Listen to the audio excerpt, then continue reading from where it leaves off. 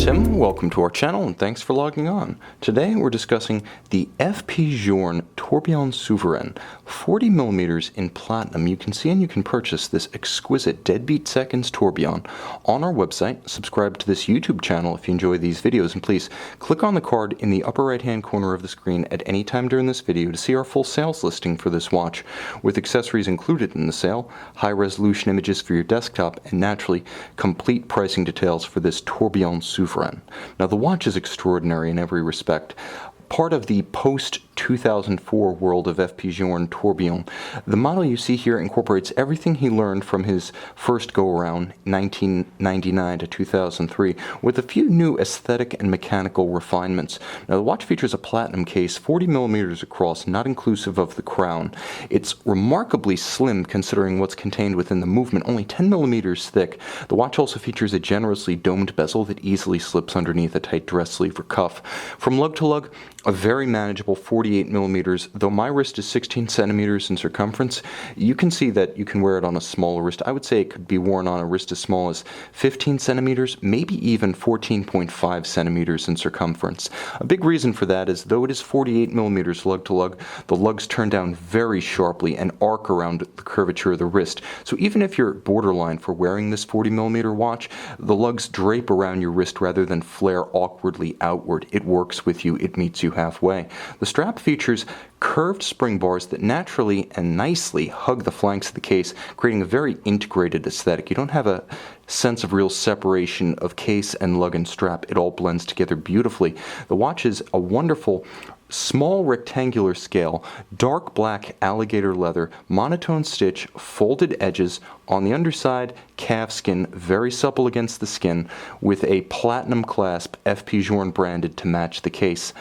Surprisingly, platinum clasps and platinum buckles on platinum watches are no longer a given even in the highest echelons of high horology. Journe does it right. While the case is all of high polish, it does not lack definition, as you'll note the knuckle between the case back and the case flank, just as the knuckle between the bezel and the case flank, features strong character lines that beautifully blend into the arc of the lugs. Nicely executed, it pales in comparison to the dial, which is where the true show is located. Now you can see at 3 o'clock on the dial the extraordinary free-sprung filigree-style tourbillon cage. I will say this, FP Journe watches do have several different levels of finish depending on price point and complexity, and the highest grade of finish, where machines and mechanized finishing tools are essentially put aside, is reserved for the grand complications like the tourbillon. And you can see it on the fully rounded black polished tourbillon bridge. You can see it on the individual wire members of the filigree style tourbillon cage, as well as the supporting elements below, which are mirror polished in black polish or poly noir fashion. Of course, we have the FP Journe signature dial screws. Once controversial, now universally lauded and often copied. This is another area where FP Journe has innovated. It hasn't just been in engineering, it has also been in the realm of aesthetics.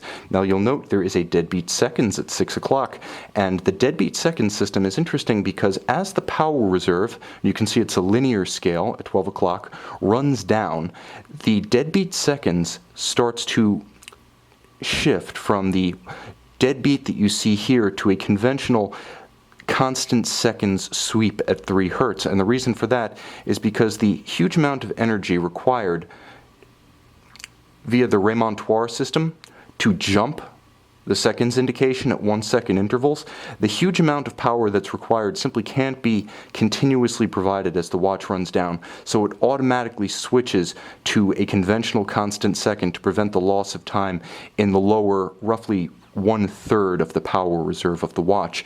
And the power reserve is a smart 42-hour sweep at 12, but here's the quirky thing. Having just wound the watch, you'll note that the power reserve system works in reverse. I'm looking at the hours since I wound the watch. I wound it before the video, and so it indicates 0, which means full.